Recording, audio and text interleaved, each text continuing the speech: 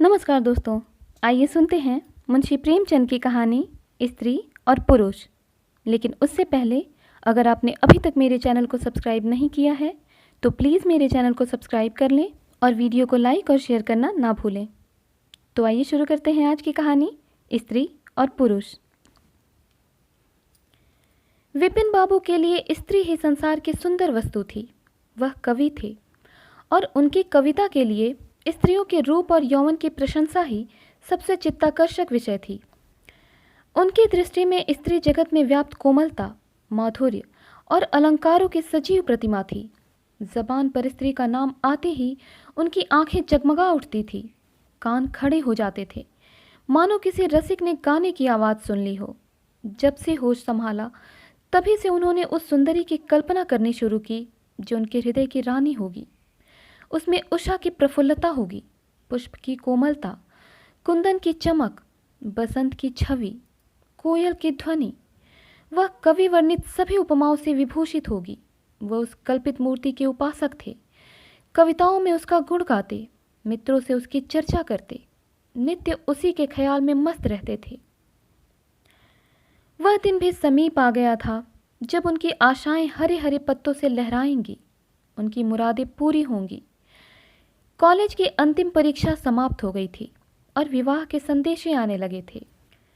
विवाह तय हो गया। विपिन बाबू ने कन्या को देखने का बहुत आग्रह किया, लेकिन जब उनके मामू ने विश्वास दिलाया कि लड़की बहुत ही रूपवती है, मैंने उसे अपनी आंखों से देखा है, तब वह राजी हो गए। धूमधाम से बारात निकली और विवाह का मुहूर्त आया। वधू आभूषणों से सजी हुई मंडप में आई तो विपिन को उसके हाथ पांव नजर आए। कितनी सुंदर उंगलियां थी, मानो दीप शिखाएं हो। अंगों की शोभा कितनी मनोहारिणी थी, विपिन फूले ना समाये। दूसरे दिन वधू विदा हुई तो वह उसके दर्शनों के लिए इतने अधीर हुए कि ज्यों ही रास्ते में कहारों ने पालकी रखकर मुंह हाथ धोना शुरू किया, आप चुपके से वधू के पास जा पहुंचे। वह घूंघट हटाए पालकी से सिर निकाले बाहर झांक रही थी। विपिन की निगाह उस पर पड़ गई। घृणा, क्रोध और निराशा की एक लहर से उन पर दौड़ गई। यह वह परम सुंदरी रमणी ना थी जिसकी उन्होंने कल्पना की थी, जिसकी वह बरसों से कल्पना कर रहे थे। यह एक चौड़े मुंह, चिपटी नाक और फूले हुए गालों वाली कुरूपा स्त्री थी। रंग गोरा था पर उसमें लाली के बदले सफेदी थी। और फिर रंग कैसा ही सुंदर हो, रूप की कमी नहीं पूरी कर सकता। विपिन का सारा उत्साह ठंडा पड़ गया। हाँ, इसे मेरे ही गले पड़ना था। क्या इसके लिए समस्त संसार में और कोई न मिलता था? उन्हें अपने मामू पर क्रोध आया, जिन्होंने वधू की तारीफों के पुल बांधे थे। अगर इस वक्त वह मिल जाते तो विपिन उनकी ऐसी खबर लेता कि वह भी याद करते। जब कहारों ने फिर पालकियां उठाई तो विपिन मन में सोचने लगा, इस स्त्री के साथ कैसे मैं बोलूंगा, कैसे इसके साथ जीवन काटूंगा। इसकी ओर तो ताकते ही घृणा होती है। ऐसी कुरूपा स्त्रियां भी संसार में हैं, इसका मुझे अब तक पता ना था। क्या मुंह ईश्वर ने बनाया है, क्या आंखें हैं। मैं और सारे ऐबों की ओर से आंखें बंद कर लेता, लेकिन वह चौड़ा सा मुंह। भगवान, क्या तुम्हें मुझी पर यह वज्रपात करना था? विपिन को अपना जीवन नरक सा जान पड़ता था।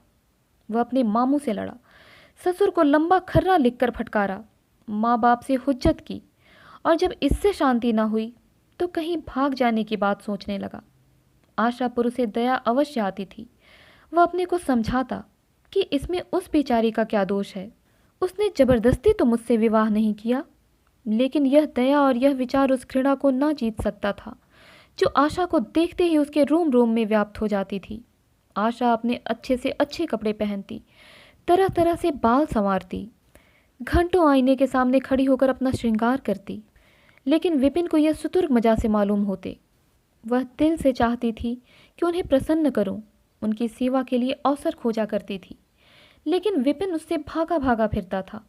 अगर कभी भेंट हो भी जाती तो कुछ ऐसी जली कटी बातें करने लगता कि आशा रोती हुई वहां से चली जाती। सबसे बुरी बात यह थी कि उसका चरित्र भ्रष्ट होने लगा।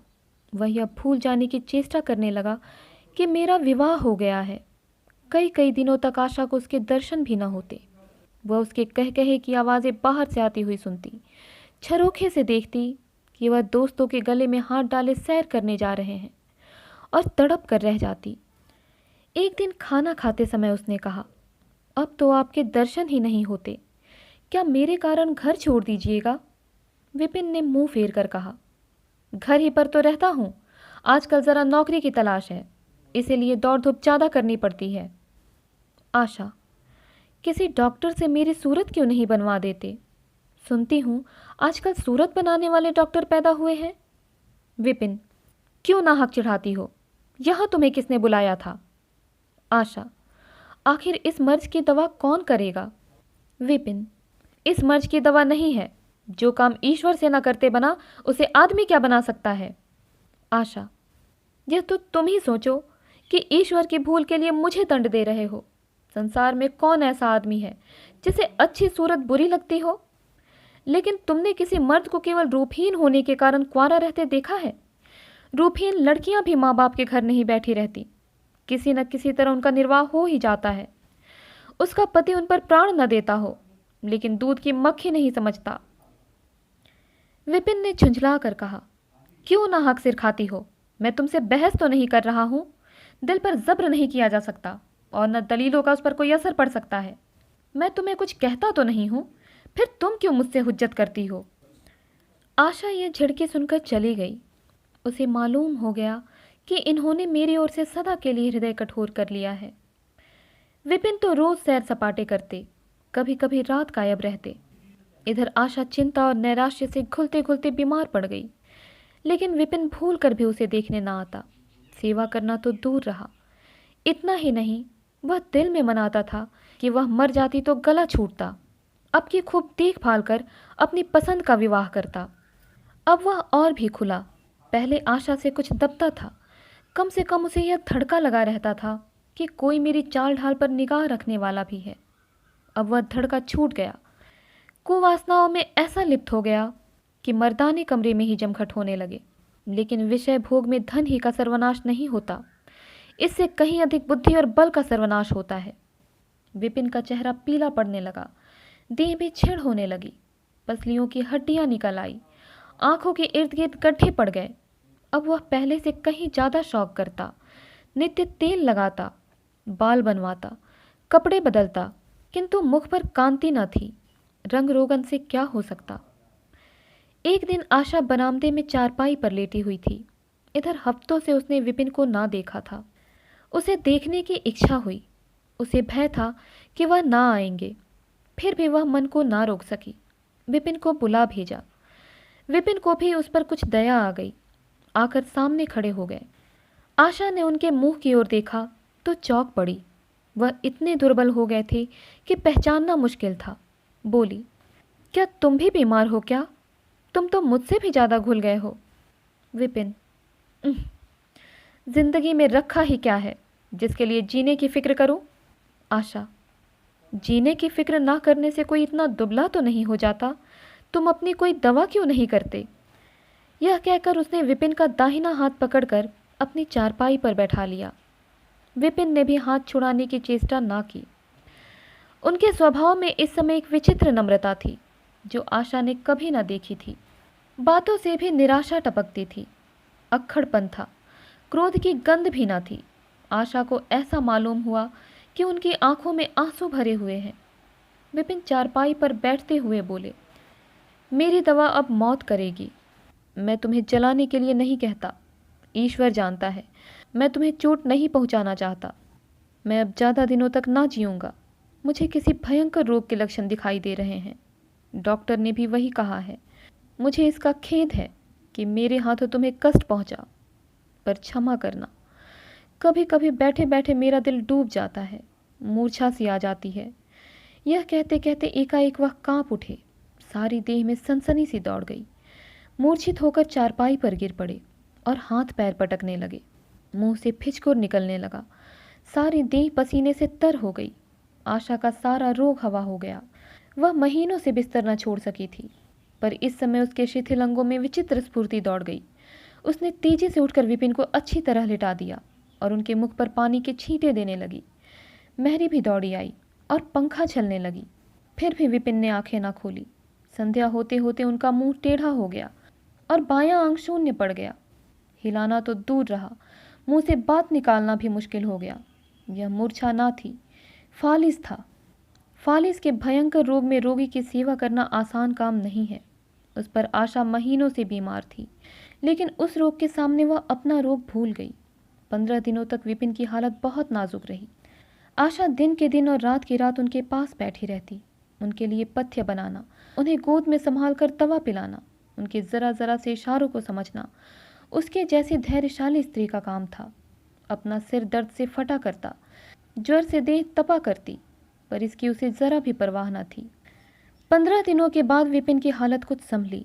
उनका दाहिना पैर तो लुंज पड़ गया था, पर तोतली भाषा में कुछ बोलने लगे थे। सबसे बुरी गत उनके सुंदर मुख की हुई थी। वह इतना टेढ़ा हो गया था जैसे कोई रबर के खिलौने को खींच कर बढ़ा दे। बैटरी की मदद से जरा देर के लिए बैठे या खड़े तो हो जाते थे, लेकिन चलने फिरने की ताकत न थी। एक दिन लेटे लेटे उन्हें क्या ख्याल आया, आईना उठाकर अपना मुंह देखने लगे। ऐसा कुरूप आदमी उन्होंने कभी न देखा था। आहिस्ता से बोले, आशा, ईश्वर ने मुझे गरूर की सजा दे दी। वास्तव में मुझे यह उसी बुराई का बदला मिला है जो मैंने तुम्हारे साथ की। अब तुम अगर मेरा मुंह देखकर घृणा से मुंह फेर लो तो मुझसे उस दुर्व्यवहार का बदला लो जो मैंने तुम्हारे साथ किए हैं। आशा ने पति की ओर कोमल भाव से देखकर कहा, मैं तो आपको अभी भी उसी निगाह से देखती हूँ, मुझे तो आप में कोई अंतर नहीं दिखाई देता। विपिन, वाह, बंदर का सा मुंह हो गया है। तुम कहती हो कि कोई अंतर ही नहीं। मैं तो अब कहीं बाहर ना निकलूंगा। ईश्वर ने मुझे सचमुच दंड दिया। बहुत यत्न किए गए, पर विपिन का मुंह सीधा ना हुआ। मुख्य का बायां भाग इतना टेढ़ा हो गया था कि चेहरा देखकर डर मालूम होता था। हाँ, पैरों में इतनी शक्ति आ गई थी कि अब वह चलने फिरने लगे। आशा ने पति की बीमारी में देवी की मनौती की थी। आज उसी की पूजा का उत्सव था। मोहल्ले की स्त्रियां बनाव सिंगार किए जमा थी। गाना बजाना हो रहा था। एक सहेली ने पूछा, क्यों आशा, अब तो तुम्हें उनका मुंह जरा भी अच्छा ना लगता होगा। आशा ने गंभीर होकर कहा, मुझे तो पहले से कहीं ज़्यादा अच्छा मालूम होता है। चलो, बातें बनाती हो। नहीं बहन, सच कहती हूँ, रूप के बदले मुझे उनकी आत्मा मिल गई, जो रूप से कहीं बढ़कर है। विपिन कमरे में बैठे हुए थे। कई मित्र जमा थे। ताश हो रहा था। कमरे में एक खिड़की थी जो आंगन में खुलती थी। इस वक्त वह बंद थी। एक मित्र ने चुपके से उसे खोल दिया और शीशे से झांक कर विपिन से कहा, आज तो तुम्हारे यहाँ परियों का अच्छा जमघट है। विपिन, बंद कर दो। अजी ज़रा देखो तो, कैसी कैसी सूरतें हैं। तुम्हें इन सब में कौन सबसे अच्छी मालूम होती है। विपिन ने उड़ती हुई नज़रों से देखकर कहा, मुझे तो वही सबसे अच्छी मालूम होती है जो थाल में फूल रख रही है। वाह री आपकी निगाह, क्या सूरत के साथ तुम्हारी निगाह भी बिगड़ गई। मुझे तो वह सबसे बदसूरत मालूम होती है, इसलिए कि तुम उसकी सूरत देखते हो और मैं उसकी आत्मा देखता हूँ।